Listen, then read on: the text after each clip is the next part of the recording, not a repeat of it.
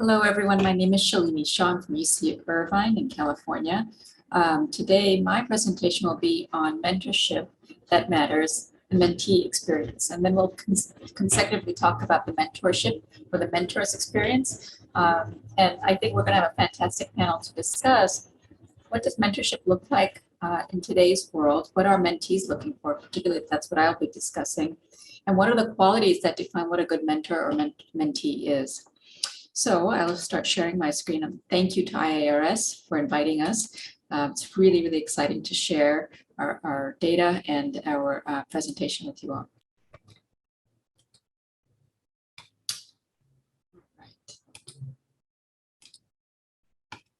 Okay, so mentorship matters, benefits to mentees. I do have some disclosures, but I will not be obviously discussing any of the products on this topic. So I want to begin with defining terms and providing context. We talk a lot about the word mentorship. We use that word incredibly commonly now. And I just want to give you some context in terms of where that concept first originated. It came from Homer, who was away fighting in the Trojan War and gave his son, his teenage son, to mentor. Mentor was to guide and teach his son during his absence. Today, though, we use that word very inconsistently.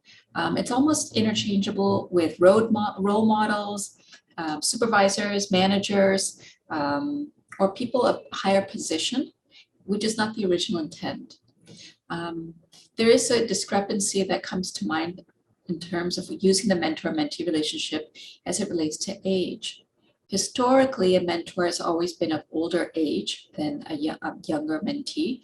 But now, as we see roles flipping, a mentor can be younger, but at a higher position or more years of service in a particular institution. I want to emphasize that the mentor-mentee relationship is not a casual relationship, meaning it's a formal agreement. The relationship is not equal. And intentionally should not be equal because that would facilitate in a very thoughtful way a bilateral transfer of information. So what are the benefits to a mentee, to having a mentor? These are just some that have been highlighted in the most recent literature. Increased self-confidence. For one, having someone have your back and kind of, someone's there to catch your fall, especially in the first years of your practice. Increase self-awareness of things that you may not see and blind sites in your own perception to others. Developing strong communication skills, a strong network, exposure to different perspectives. Most importantly, I feel it's the ability to teach yourself how to self-reflect and ask good questions. So most people would say the benefit is having someone to advocate on your behalf or being supported by someone else. It may lead to a chance of promotion, but that's not necessarily the end goal.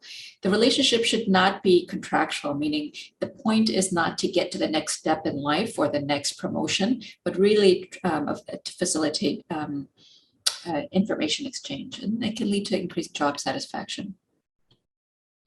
Interesting paper in 2012, this is from Oshner University Medical Center, an assessment of anesthesiology academic department mentorship program. So this was a quality improvement program set forth by Oshner, involved 52 faculty in their department at a tertiary academic medical center.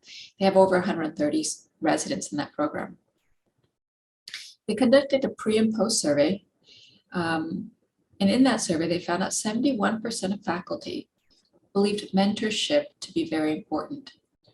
However, only 46% of their faculty actually had a contribution to mentorship, meaning they were either mentored or mentored others. After designing a formal program, they realized that there was no improvement in department mentorship output at all. So the point of this study is to showcase that while we all agree on the importance of mentorship and agree to start formalizing programs around it, even the formalization of distinct programs does not necessarily ensure success of true mentorship development. So some of us here, actually most of us on this panel, all of us on this panel are members of ASRA, which is our pain society, and formed the Mentor Match program. The Mentor Match program was part of a SIG, a special interest group, which aim to improve the leadership and development and mentorship of the members of ASRA. And it's non-institutional, meaning it's institutional blind, really to support the mentees who are looking for mentorship and vice versa. And remember, as a mentor, you can also be a mentee at the same phase in your career.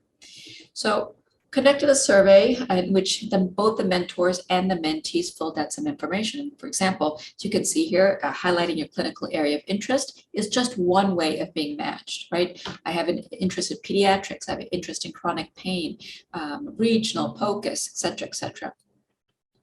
However, you can also do it by workplace setting, your gender, or even your career stage. And then subsequently, what we did is we took these two matches and hand matched people together between a mentor and mentee relationship. We then completed a survey, both pre and post this intervention, to understand from our members what the mentees wanted. And here's what we found from our mentees. In terms of how hard it's been for them to establish a mentor, most argued that at 1 being very easy, 3 being very difficult, that 5 being very difficult, that on average, a 3 is the level of difficulty of finding a mentor at their institution. Do you feel that you've had one mentoring relationship that stands out during the following, meaning residency, fellowship, early career, or mid-career?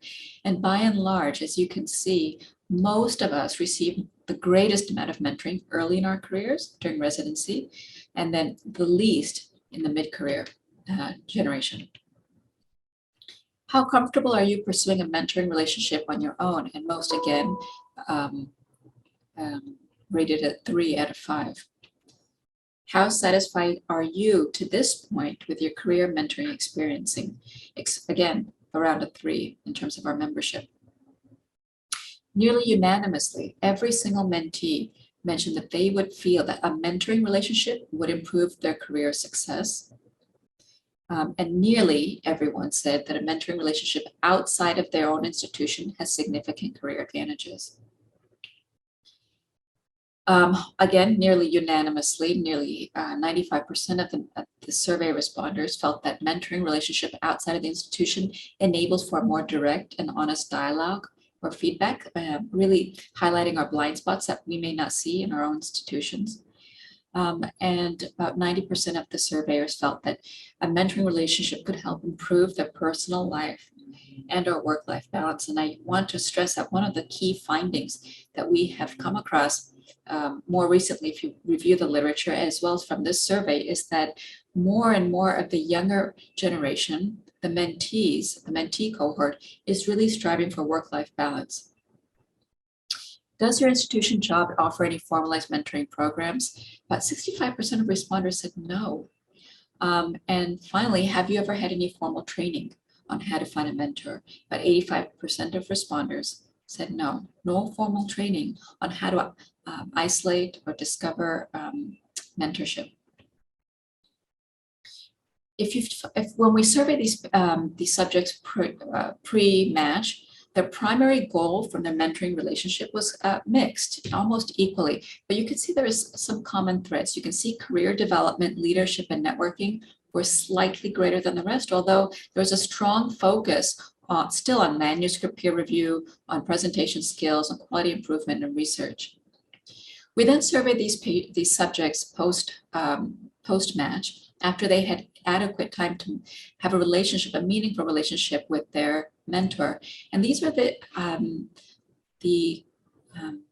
areas that they identified that they felt would be the most helpful. And again, you can see that a trend even greater than before on career development, networking, and work-life balance. One of the things that we have realized is that the younger generation, especially these mentees, are almost doing a soul searching in their career, in their early career, finding that they are at the breaking point, and we don't know if it's from the pandemic, but as institutions push physicians harder and harder on the hamster wheel in terms of production, a lot of physicians are asking themselves, how do I value myself? What is my career trajectory? Where do I want to go? How can I deliver the most value to my institution? Am I even valued by my institution? And No, not surprising, a lot of them are feeling something similar to this graph as they find that healthcare costs in this country has skyrocketed, but the physician salaries have not. The cost of administration and administrators seem to be taking a larger percentage of the healthcare spending per capita.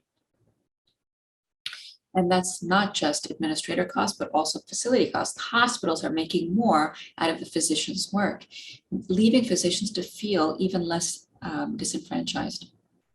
So you can see here, physician reimbursement taking a pretty big hit, about 22%, as hospital pays increased about 60%, and not to mention record-breaking profits from healthcare plans, posting multi-billion profits over the last couple of years. So most of our mentees find that they were having difficulty finding their own value in the healthcare system, particularly in their institution. Typical productivity models value production, not necessarily the value that we bring as physicians. So one of the things that we found in our research is that for every hours that physicians provide direct clinical face time to patients, nearly 2 additional hours are spent on EHR and desk work in the clinic day. And this was presented in the Annals of Internal Medicine, which means that physicians are feeling that they are donating their time, their personal time each night, doing things like computer work or clerical work that don't necessarily bring any value to anyone except billing or production. One of the things that we've also found, what physicians value seem to be twofold. And most consistently, they value autonomy. And you can see on the chart on the left, the greater the amount of autonomy, the greater the performance of the physician, and they value goal importance, meaning as we course through our career trajectories, setting goals that are meaningful to physicians really improves physician performance. You can see that the higher relevance of a goal, the higher importance the physician places on that goal, the higher performance the physician actually can put into achieving that goal.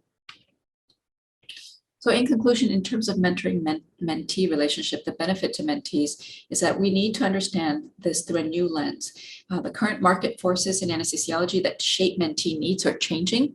The data from our ASRA Mentor Match survey shows that pre and post mentorship asks from mentees to their mentors is on principally career development, networking, and work-life balance, and unfortunately, viewing this relationship as getting to the next step in their career, or the next step in the ladder, and not necessarily focusing on a bilateral exchange. Mentees need to take time to understand what their goals are and understanding what their values are, and that will lead to a more successful mentor-mentee relationship, realizing there's a generational shift in the new generation of faculty and physicians that are graduating from our residency and fellowship programs today. Mentees want to define what their value is and what their value add can be. And I think I'm going to stop here and turn it over to the next talk, which will be talking about what's the benefit to our mentors. Thank you.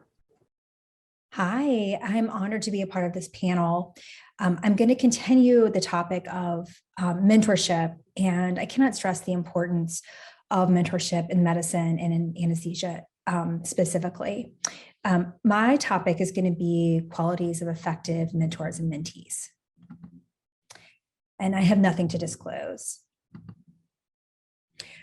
So before we can be good at something, we really need to understand what it is we're trying to be good at. And I think that mentor is a word that has many meanings. The dictionary describes mentor as a trusted counselor or guide. I really like this definition from Johns Hopkins, a paper that came out of Johns Hopkins, and it states that a mentoring relationship is one that may vary along a continuum from informal, short-term, to formal, long-term, in which faculty with useful experience, knowledge, skills, and or wisdom offers advice, information, guidance, support, or opportunity to another faculty member or student for that individual's professional development. And then I also find this to be a really lovely definition, the art of inculcating values. This is one that really speaks to me. So despite how we absolutely define what a mentor is or what mentorship is, we do know that there are so many benefits of mentorship. And we have studies to show that mentorship offers a huge number of benefits in medicine and in anesthesia. It leads to improved personal and career development, higher rates of promotion, increased academic productivity. It leads to improved faculty retention, increased career satisfaction, improved personal satisfaction, and then even increases in grant funding and number of publications. And so it is critical that we make mentorship an important part of our field of medicine. This was a 2004 publication that broke the role of mentor into 7 distinct roles. And while a mentor may not embody every one of these, I like this list because I think it's very inclusive.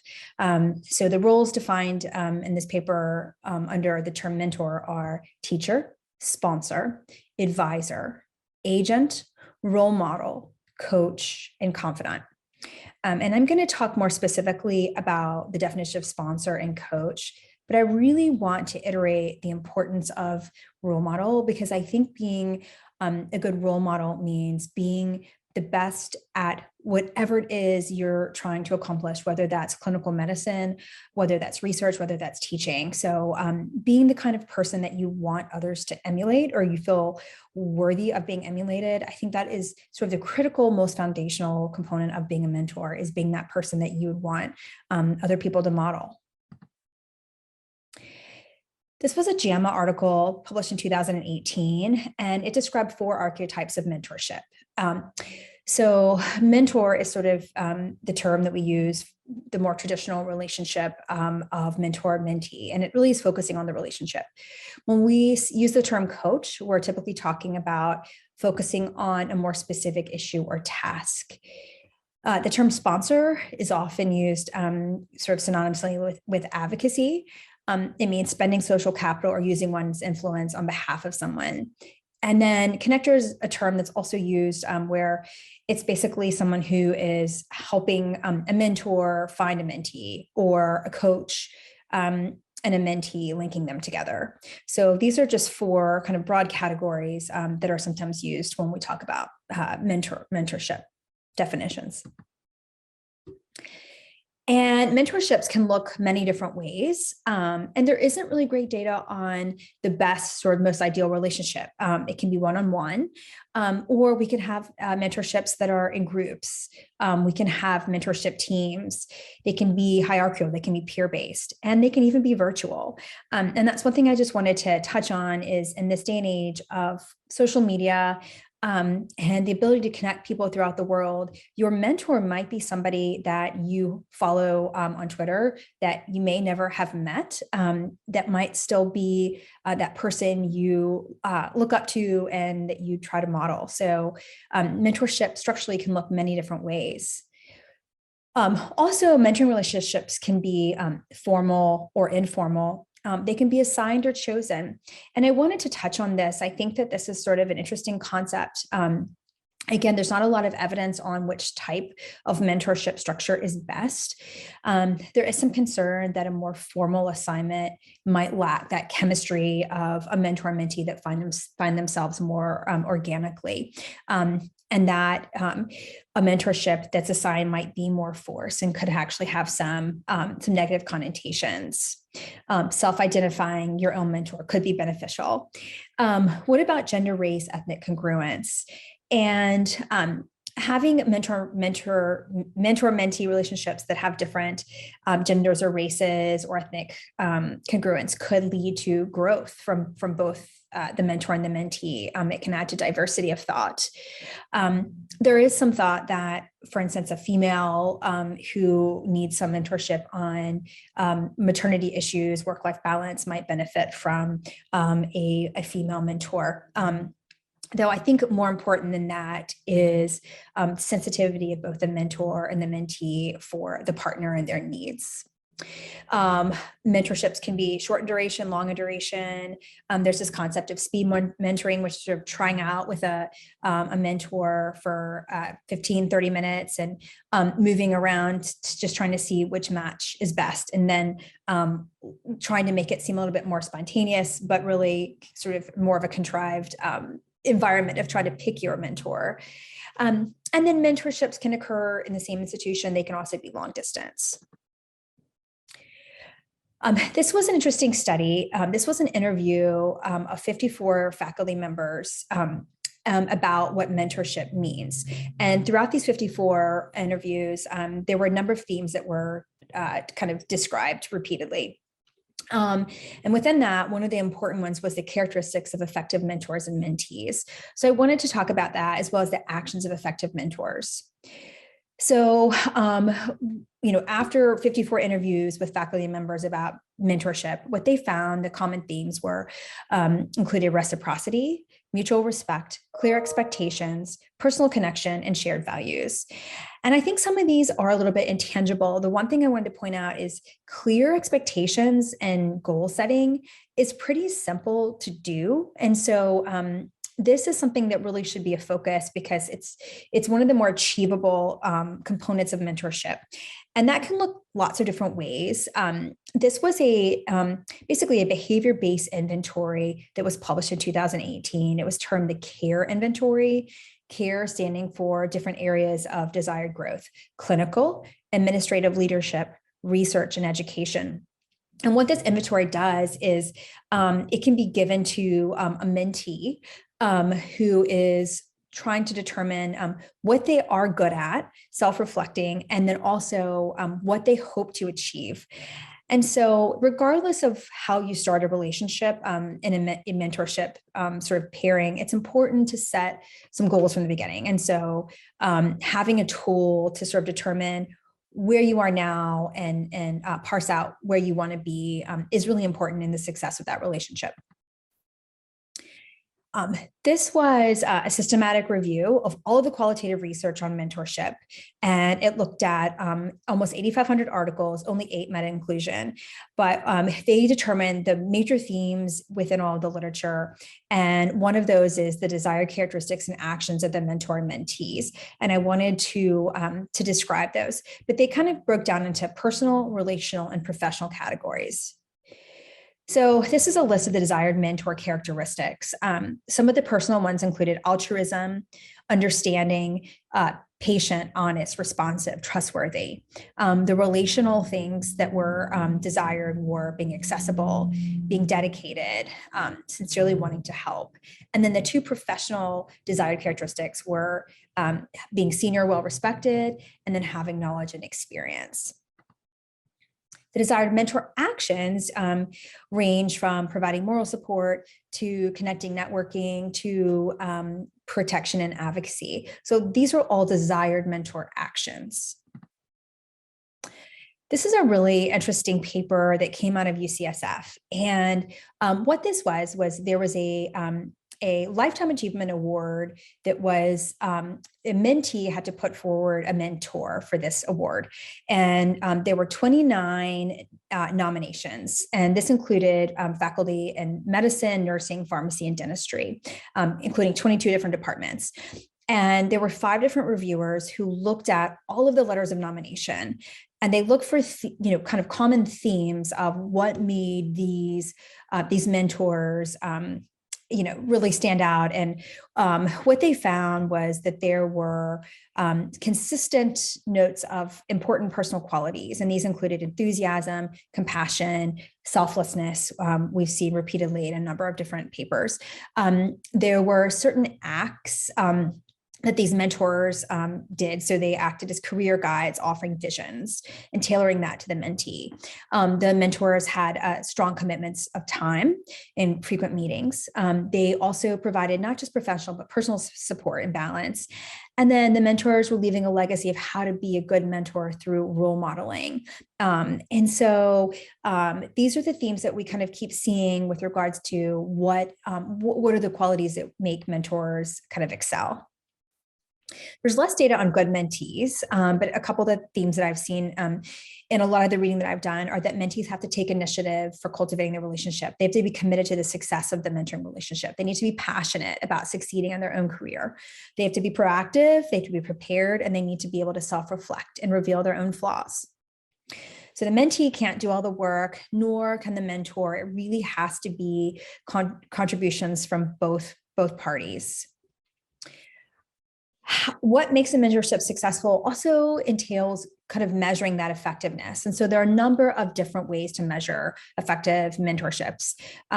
This was a study out of Johns Hopkins that's been used as a tool for measuring effectiveness of mentoring relationships. This is another one that was just published in 2020, and the authors created a mentor evaluation tool, and this involved 13 questions and a 7-point bidirectional scale. And the authors sought to validate this tool for content and internal structure. And this is a sample of the tool. This is what they used. It started off with my mentor is accessible, and they asked other questions like my mentor facilitates building my professional network, my mentor is supportive of my work-life balance, ending with overall, I'm satisfied with my mentor. But I think using a tool to measure success of the mentoring relationship is also critical to success of that relationship. There are lots of strategies of improving mentorship, and those kind of fall down again into personal strategies, which is learning how to be a better mentor, coaching programs, relational strategies, and then also structural strategies that we'll talk about in a minute. Why do mentorships fail? Common themes: poor communication, lack of commitment, personal differences. And that's a really hard one because when we're creating mentorship pairs, it's really hard to anticipate when there are going to be personal differences. But sometimes there just isn't that connection of personalities, perceived or real competition, conflicts of interest, and then the mentor's lack of experience. And again, this is not a hard stop for me. I think if mentors have insight to what they're not good at, they can help find other mentors to sort of provide for their shortcomings. And so, but lots of reasons mentorships fail. I like this concept of mentorship malpractice. This includes taking credit for mentees' ideas, pushing your own agenda, handcuffing due to your own timeline, allowing mentees to make repeated mistakes, and then also discouraging your mentee from seeking other mentors. So mentorship team concepts are important. Your career needs many mentors, not just one, sort of a mastermind group or a personal board of directors. And so it's really important to look for mentorship all around you. And I could say that in my personal and professional life, I've had an amazing team of people who served as mentors. And there isn't just one, there've been dozens, for which I owe, so many of my successes. We also need to support and reward mentorship and make it a priority. So training programs, financial support, providing time for mentorship, having mentoring academies, engagement efforts, grants. We need to continue to provide evidence of validating benefits of mentorship, and then continuing to formally evaluate programs to know if we're being successful. So I want to end with saying that mentorship really should be a strategic priority because it is leveraging an institution's most valuable resource, which is its people, and it creates sustainability within an institution. So with that, I just want to kind of reiterate that mentorship is critical for success. It requires commitment and specific qualities in both the mentor and the mentee. And thank you. I'm going to hand over. It really is a pleasure to be part of this panel talking about the important topic of mentorship. For this particular talk, I'm going to be focusing on the potential benefits that mentorship offers to the mentors. I have no financial disclosures. And I would just first start out by saying that if you're thinking about going into mentorship or trying to think about being a mentor, and the first question that you ask yourself is, how is this going to benefit me? Then I would say that mentorship is probably not for you. So this is not the main reason why mentors tend to mentor. But I do think that there are some potential benefits, since mentorship really is a two-way relationship that should hopefully benefit both parties. So when I think about the idea of mentoring, I think a lot about my own early career experiences and how many people helped me along the way. And I think that when we consider this big bucket term of mentorship or mentoring, often we get many of the definitions confused because there are so many different people in our lives, in our professional careers, that offer some form of help along this particular journey, and they're not all the same. And they don't have to be the same. And so I thought I would just start out with just a few operational definitions after I go over some of some of the life lessons I feel like I've learned, at least to date. The first thing that I think I've learned And things that I try to pass on as a mentor have a lot to do with very basic things. None of us go into medicine, I think, with the hopes of not practicing clinical medicine. So I think that the first thing is about being a good doctor. I think it's also important as you progress in your career that you start to think a little bit bigger than your own career successes. And so this is where I feel like mentoring comes in. And this is really where the benefit for the mentor really starts. I think it's important too that you have a very strong idea of true north. So what is right? I think you're going to have to take a stand at some point or another. I think that as a healthcare leader, as you move into potential roles of leadership, that you have to really learn how your system works in order to enact change. I think it's important to look at history. So who has come before you? What are the kinds of things that were done before? Maybe some of the background or the reasons for why certain aspects of your system are designed in the way that they are. And I think that over the course of your career, and this is for many of you who are currently mentees and eventually become mentors, I think you have to maintain this positive attitude and continue to always support people in your career. I also believe, and this is very important, I think, in roles of leadership, that eventually someone just has to do it. And sometimes decisions can't always be made by a unanimous consensus because at some point decisions, as we learn every single day in the operating room, have to be made. I also think in general, one aspect of my career that I think has been hopefully an important theme is that you always want to build more and destroy less. And so, I think that goes along with many of the other things I've learned.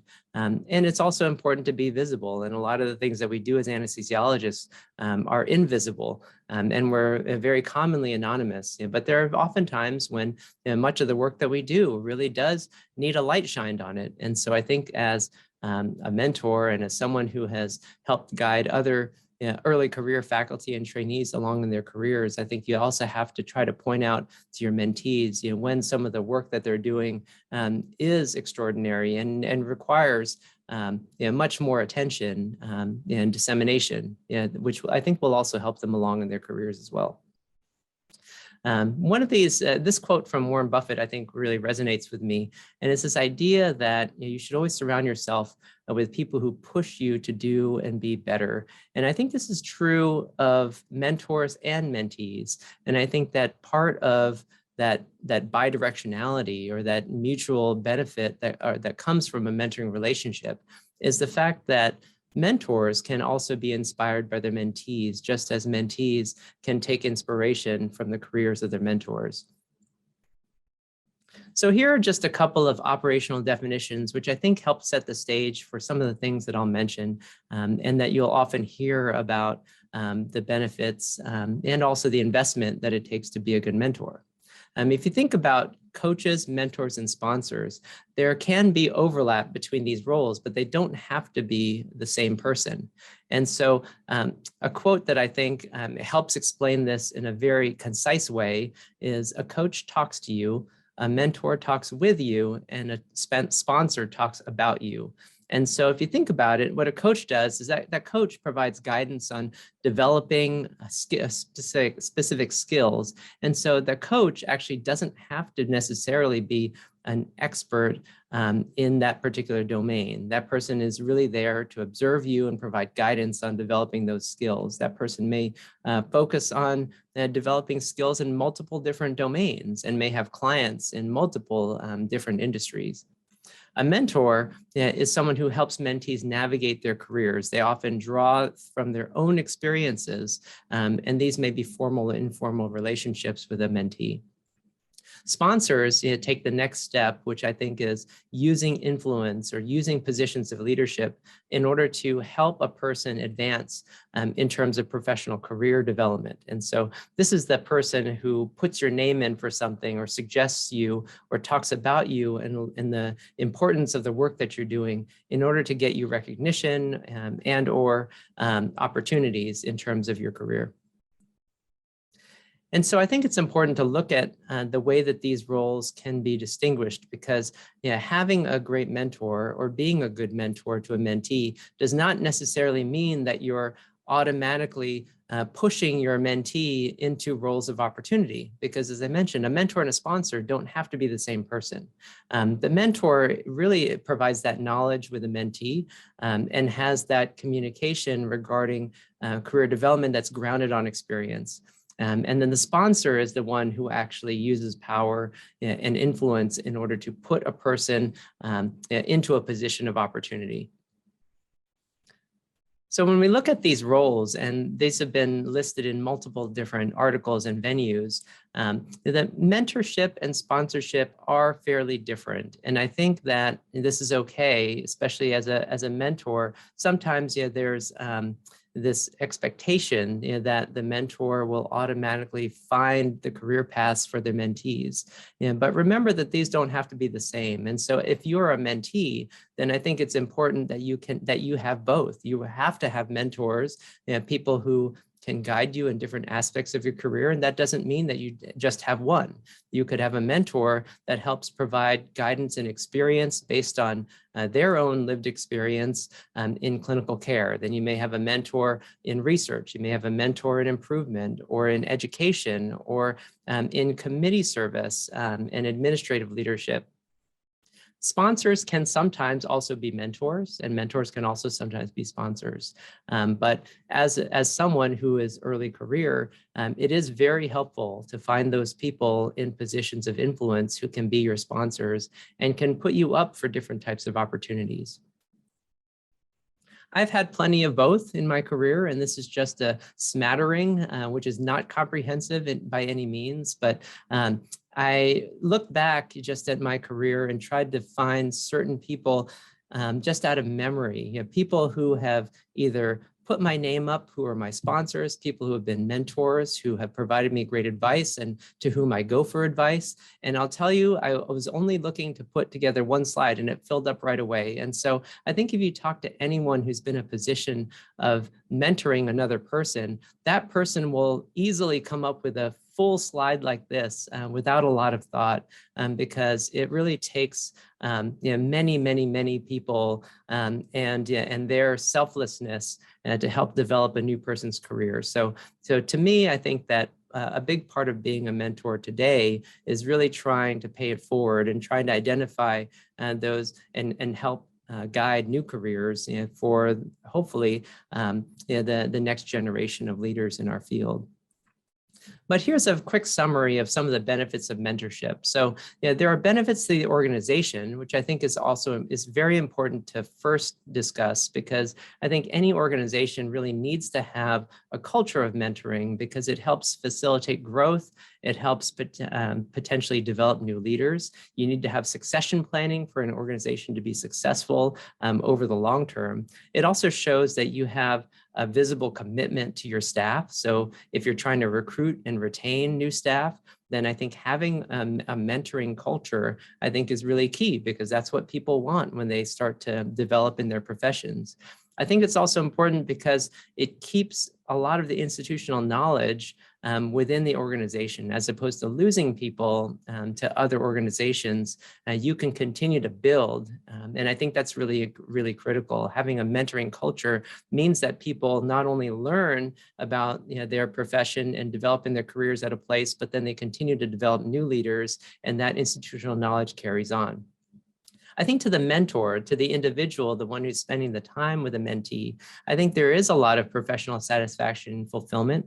As I mentioned before, I think that part of mentoring is surrounding yourself with bright, very capable, talented, intelligent, passionate individuals. And these are the people who continue to inspire me. So I think that part of being a mentor is really getting reinvigorated about your own field, because I think that that's something that keeps us going in a career that is over 3 decades long on average.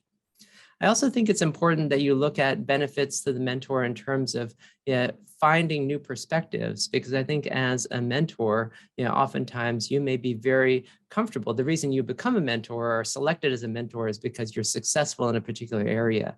Having mentees who ask questions, who look at things differently, who have a different lived experience than you, that actually opens your eyes to different perspectives, and then can sometimes help you look at new ways of doing things. Perhaps as a mentor, you've had success in a particular area or field or domain. But your mentees bring up questions that now allow you to apply some similar methodology into different areas. And I think that that also is beneficial for your own career development. One of the things that really pushed my comfort zone in the last couple of years was I was approached by Dr. Julie Silver, who is a Harvard Associate Professor in Physical Medicine and Rehabilitation, and has led multiple projects in leadership in medicine, developing women scientists and physicians. And she had contacted me about becoming a mentor to one of her writing groups. And the idea was to take women in science and healthcare, not just what we're used to, which is mentoring other physicians or physicians in training, and helping to guide a writing group in writing a letter to the editor. And so what was fascinating was, this was my fantastic and extremely talented group. I had one MD, PhD student. I had two scientists, research scientists. I had one who was a graduate student in psychology, and another who was a graduate student in criminology. And together we went through this process of how do you write a letter to the editor? And I'll tell you that this, although I was the mentor in this project, I learned an incredible amount, not just about the different fields of study for my mentees, but also just the writing process, because I do think that while there are some interesting published guidance on how do you write a letter to the editor is a fascinating way to develop writing skills, because for one, you're responding to an already published article. And so there are lots of ways you can do this in a concise fashion, but there is an art, I think, to providing positive feedback while still providing a unique perspective. And so this process, I think, was very educational for me. In addition, I think we were also able to produce a couple of very successful letters to the editor, which I thought was a great output for our particular working group. We got 2 letters published during the last year or so. And one was looking at the way that we approach physician wellness and well-being amongst anesthesiology practices. And we responded to a letter to the editor that described a family wellness curriculum for families of anesthesiologists in this letter. And then in the second letter from our writing group, we looked specifically at articles published about burnout within the anesthesiology community and subspecialties. And as I mentioned, none of my writing group mentees were anesthesiologists. And so it was important to find topics that resonated throughout other industries as well. And this issue of burnout and the issue of clinician or professional well-being, and also the disproportionate effect on women in science and medicine during the pandemic. These were important themes that we tried to carry through with our writing work. I also think as a mentor, I think you have to continue to develop your own leadership skills. And so sometimes that means getting yourself out of your comfort zone. So working with a writing group of non-anesthesiologists of varying different specialties, I think is important. I think that was a good growing experience for me. And I can 100% say that I benefited probably more than the mentees did. But I think it is key. I think it is important to look at how you develop your own skills. And sometimes when you're put in the position of mentor, the focus on your own development sometimes gets overlooked. But I think that it's important for all of us who are active physicians and administrative roles that we look at the ways that we develop our leadership. And that doesn't mean that you have to have a title. There are various forms of physician leadership, one of which is having an expert foundation, an expert base. And that just means developing your own skills and knowledge such that people respect you for your area of expertise. And part of developing that, I think, is mentorship, because as a mentor, you have to be an authority on a particular area. You have to have experiences that are relevant that you can pass on to your mentees. And by taking on that type of mentoring relationship with your mentees, then you're developing that expert base for yourself, which I think can help propel you into other opportunities of leadership. And I think that there are a lot of benefits, as I mentioned already, but I do think that being a successful mentor, being able to help influence in the careers of, especially of your early career mentees, I think that helps grow your organizational dynamic. I think it helps improve the collegiality and culture within a group. And it also helps develop individuals as leaders who can have more influence in your hospital. And I think that within our own group at our hospital, we have now 8 committee chairs just within our group of anesthesiologists. And I think that that's also very important, that you want to help develop people who can then seek those opportunities or be ready for those opportunities when they come. And then at a national level, I think it's also important because I think as a mentor, I think one of the things that I take gratification in is looking at increasing diversity and representation. And so this is our ASA Committee on Regional Anesthesia and Acute Pain Medicine. And this didn't happen overnight, but I think it's a nice reflection of the diversity of our specialty. And shouldn't our committees, shouldn't our leadership reflect the diversity of our specialty and our subspecialty of regional anesthesia and acute pain medicine? I believe it should. And so I think that one opportunity that we have as mentors is to help create these types of changes within the structure that you can only do in that type of a role. And so thank you again for inviting me to participate. And I look forward to any questions you may have. Well, it looks like we've started to accumulate some people here. So I'm Chris Schroeder. I'm one of the anesthesiologists at the University of Wisconsin. And I was going to try to help moderate this session here today. As you all kind of think of some questions and think about, what you would like to add to this conversation, I just kind of wanted to give a little bit of background about why I thought this was important. Just starting from the beginning, I don't come from a life of significant privilege. The first 2 years of my life were spent growing up in a house that was a converted chicken coop. And so at every step along the way, I've had mentors and sponsors who have kind of helped me then achieve and get to the next level, and have found this to be something that's been incredibly important in my career. Even looking at ASA scientific and educational exhibits, I've seen booths from people who have reached out to high school students, and through those interactions have been able to increase the number of students who have pursued medical careers. I see the interactions that we have with medical students and how we're then able to attract, really great candidates to our field of anesthesiology. The same thing with our residents, through interactions that we have with them, we can really make a profound influence on their ability to be successful in whatever career it is that they choose, and maybe even attract them to our fellowships. But does anyone have any questions, any thoughts, anything that they would like to add to our conversation here?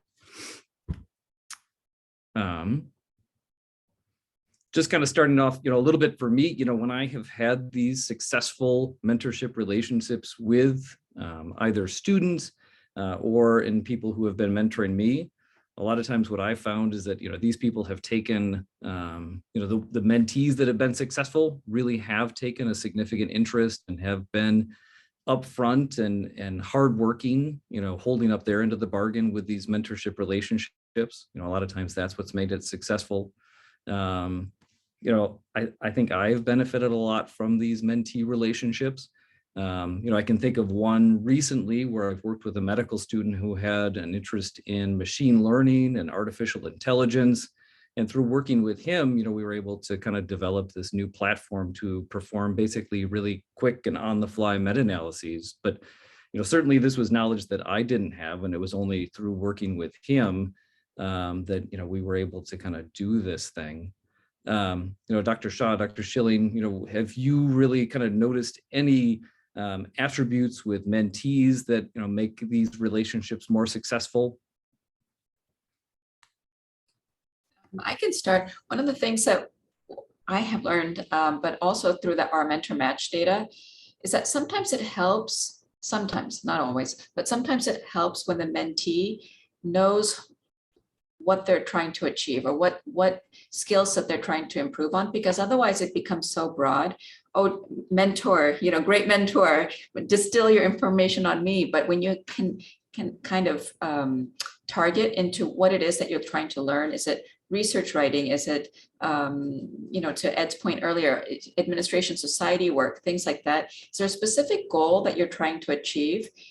For me, I find that to be a little bit more beneficial, and really starting small and then growing from there, and building from there, growing from there, building from there. That's one thing that I've noticed. I would echo that as well. I think that, one of the things that's challenging in these relationships is knowing, the needs of your mentee. And so I think there are ways where you could establish, what are our goals and objectives in this relationship. And sometimes relationships are more organic and they just form out of sort of a respect for a mentor, and there really aren't specific goals. But I think if we're looking objectively at what makes a successful mentor-mentee relationship, knowing what you're working toward can be really helpful. I think kind of ironically, today's match day. And so all of our medical students are hearing where they matched. And I mentored 2 medical students. They were couples matching into anesthesia, and they actually both matched at Stanford. But, just it's such a delight to get to be a part of this process. And whether it's mentoring med students to get into a residency or mentoring a fellow on a project, having an end goal can really help that relationship, and it sort of helps nurture it if what that end goal is. But it's a nice day to reflect on mentoring when we get to be a part of a process and see some endpoint. So yeah, I really like that. We don't really benefit as mentors, but when you do see your mentees succeed, I think you really do get something out of that process. There is some satisfaction in seeing your mentees, achieve, and, maybe in a lot of circumstances, achieve far beyond what you were able to do. So Dr. Prelip, thank you for logging into the chat here. He was asking, can mentors be assigned, or do these relationships best develop naturally? Dr. Schilling, you put together the ASRA mentor match process, and can you kind of talk a little bit about how these relationships were assigned, but what went into making these sort of assignments? Yeah, I think that's a great question. I mean, doing a lot of reading about mentoring relationships and what makes them successful, there's some thought that forcing relationships is maybe less ideal, and that you want to find some perfect person for you that is going to stimulate you and that you're going to have this incredible relationship and friendship with. And that just isn't realistic for a lot of us. With the ASRA Mentor Match program, what we did is we had the mentees fill out some sort of demographic data, like where do they practice? Are they academic? Are they private practice? Are they acute pain? Are they chronic pain? What are their goals? Do they want to really focus on? And I know Shalini presented some of this data, but do they want to focus on career development? Do they want to focus on research, grant writing? And then we had the mentors do a kind of a similar process where they listed what their strengths were, what they perceived their strengths were as a mentor.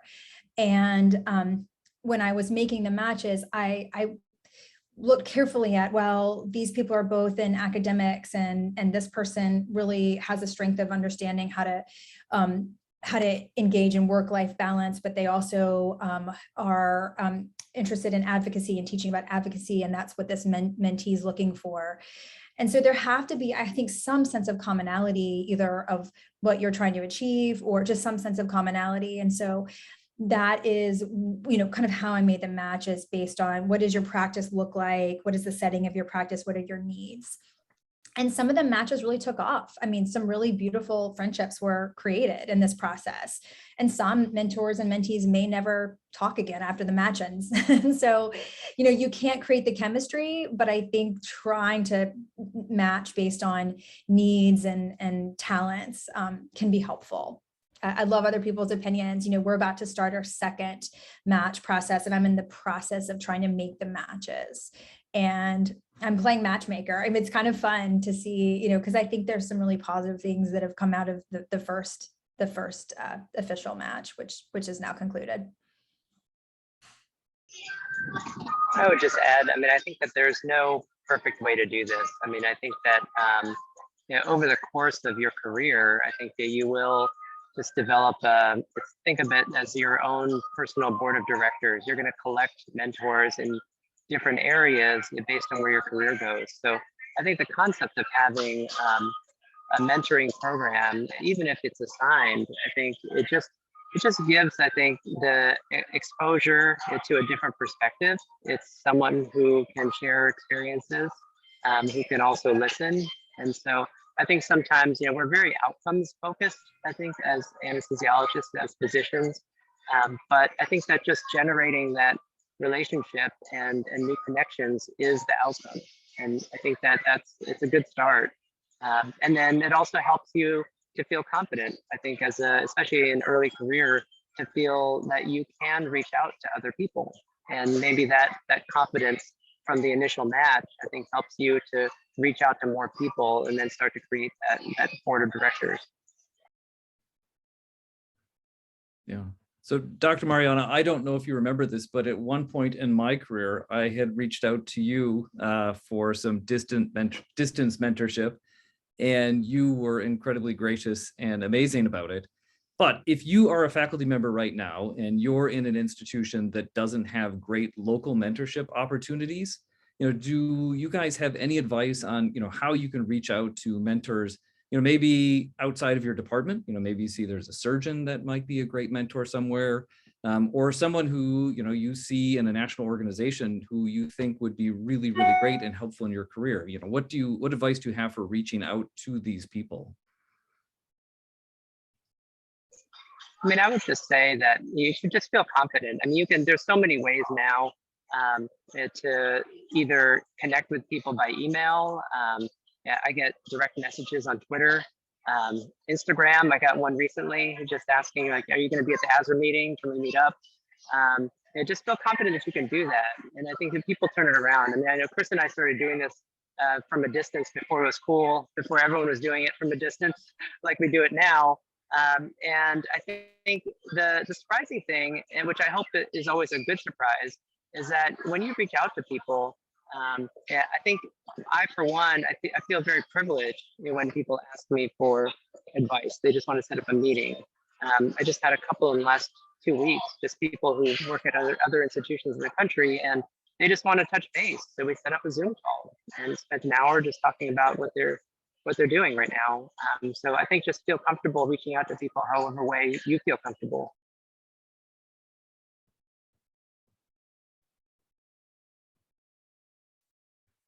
Yeah, I think that's great. I think the other challenge is that, for the people who are on these calls, a lot of these faculty are going to be those leaders that, some of these young faculty might be reaching out to. And, when they take that initiative, when they reach out to you for help, try to take that step and, give them a hand up, make an effort to kind of help them along. Because certainly I think we all have to recognize that at some point in our past, someone did that same thing for us. Dr. Matthews then has a question for us. How do you politely withdraw from a mentorship relationship that's not very productive? From my perspective, I think it really kind of depends then, what side of the relationship you're on there. If you're serving as the mentor, I mean, I think it's important to maybe reach out to that mentee, see how they're doing, see if there's a reason why they're maybe not doing the things that, you recommended that they do. And I think if you're the mentee, that's when it's time to find another mentor or another 4 mentors. You certainly shouldn't be limiting yourself to just that one mentor relationship. What do you guys think?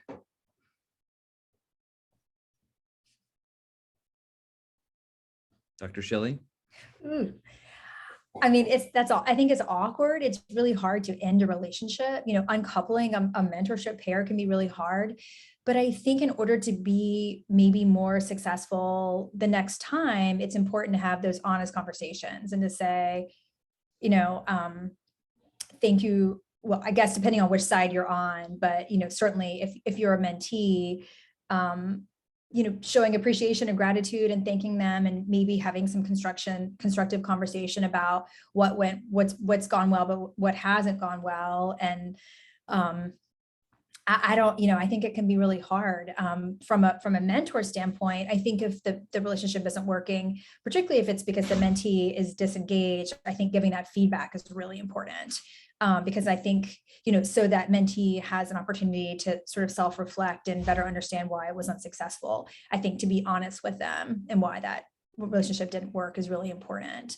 I know it's hard to have tough conversations like that, but I think giving that feedback is important for the next relationship to maybe be more successful. Sometimes people just don't, the personalities just don't work well, and that can be hard, and sometimes relationships can't be forced. And so but I think having a conversation at the to try to sort of reflect on it is important. Sometimes they just fall apart naturally. That's the reality of human relationships. Sometimes they stay together forever, and sometimes they just fall apart very organically. So I don't think it has to be an aggressively breaking apart type of relationship, but you can also you move on. And but one thing I've realized through all of this, whether it's this relationship, a mentorship relationship, whether it's a relationship with your boss, whether it's a relationship even with your patients, it's really one thing I've learned is never burn bridges. So if it's not working for you, there's no reason to burn that bridge, because medicine is small, pain is even smaller, and you will meet each other down the line somewhere. So just making sure that, you're grateful for the relationship you had, but it just didn't work out. Oh, hi, can I just say a couple of words here? Particularly with respect to, my name is Buki Nafi, by the way. I'm a pediatric anesthesiologist at Nationwide Children's. And this is one area that I'm very passionate about. One of the things that I say to, with respect to disengaging from mentors or, the other way around, the first thing to understand is that, it's a two-way street. Understanding that the mentor is, yes, they may appear to be godlike in their standing, but mentors are also human beings who have their own bags and baggages that they're carrying. And that critical point of not burning bridges is really, really important. I often tell my residents and fellows that understand that you can have people that you call paper mentors. That is people who, yes, you've tried it and it's not working, but you can still have them on your resume or as potential people that you can reach out to. The other thing I tell people is, how do you gauge a good mentor? From the very beginning, if you send them, say, an abstract or something or a manuscript, and that gets returned to you without any edit, and it's just great job, that's probably somebody that you should hold at arm's length, because it's not because they don't like you. It's just that they may be busy. You could keep them as a paper mentor, but look for someone that will invest the time and energy to critique you and edit your work and that kind of thing. With respect to disengaging, it's particularly difficult if it's in the same department or in the same institution, particularly if you are a minority, whether you are a female or racial or ethnic minority. It's particularly difficult. I wonder if anyone from the panel could speak to that, because that's always going to be a challenge for those who are considered minoritized, so to speak, whether you're female or you're the only female in the group, you're the only racial or ethnic minority in the group, and you get assigned a mentor and it's not working. How do you deal with that? Yeah, I think there's a lot of research out there demonstrating that concordance, with whatever group that you recognize with, can sometimes be beneficial in these mentor-mentee relationships. At the same time, I think in many cases, it may be challenging to find those relationships. And so then it's kind of incumbent upon everyone to be able to step up and really work toward mentoring those groups that might be underrepresented, and make it so that we can kind of build that group within our societies. I like your idea of, the paper mentors, and that, maybe those are ones that, aren't necessarily going to be as beneficial to you in your career development. And I think a part, kind of taking off from that a little bit, I think it's important that we recognize those mentors that really are doing a good job, the ones that are making those efforts to improve our careers. Make sure that you're thanking them and providing them with the encouragement so that they continue to do these things, maybe for you, but then, also then for subsequent faculty that come along. I think we really have just a little bit of time. There was just one question here from Dr. McKean, who was asking, if it's okay to ask your mentor if you can help other faculty with their projects. And I would say absolutely yes. There certainly is somewhat of a movement now, encouraging early career faculty to kind of limit their scope of practice to a certain degree, and so you may get a little bit of pushback that, they just kind of worry about you burning out on too many projects. Dr. Mariano, do you have any thoughts on that? Yeah, I mean, I think that I wasn't sure the best way to interpret the question. I think that I wasn't sure whether it was a question for the mentee to work on more projects or for the mentor to actually help other faculty with their projects. I think that in either case, I think that it's always about trying to figure out what really makes the most sense for you. I think as assuming from the mentee perspective, whether it aligns, I think, with your career interests. I think for the mentor, I'd be hesitant to speak on behalf of the mentor. I think you could always refer a colleague, for example, to your mentor, especially if their mentoring relationships maybe haven't been quite as productive. It's difficult. I mean, I think that going back to that question about sort of dissociating or breaking up with your mentor or mentee, I think that is one of the I think it's one of the challenges because it's super awkward, especially in the same department. And I've had one of these myself, and I think that it's I think the reality is everyone is so busy and our time is limited. So I actually think that it's much better to be explicit about it as opposed to doing the fade away, just because it's helpful, I think, for everyone to know where they stand. And in my case, I just reached out to my mentee who had actually requested me to be a mentor, and just to make sure that this person had adequate mentoring. And so that person doesn't have to be tied to me. I have other mentees, and I'm sure that as long as that faculty member is able to find enough mentoring support, and I'm not necessary. And so I think that being open about it, and the fact that you will be changing mentors, increasing, decreasing, think about the term limits on your board over the course of your whole career, and that's okay. All right. So I think we're about to end automatically. Thank you, Dr. Shaw, Dr. Schilling, Dr. Mariano. This was absolutely outstanding. To everyone out there, if your subspecialty organization doesn't have a mentor match program, steal ASRA's. It's great. And I think everyone who participated in it loved it. And so I think it would be a great model for everyone out there. Bye from Legoland.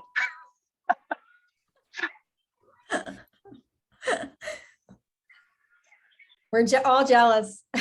Yeah. We decided to make a trip out of it anyway. I love it. Thanks everyone for joining. Take care, everybody.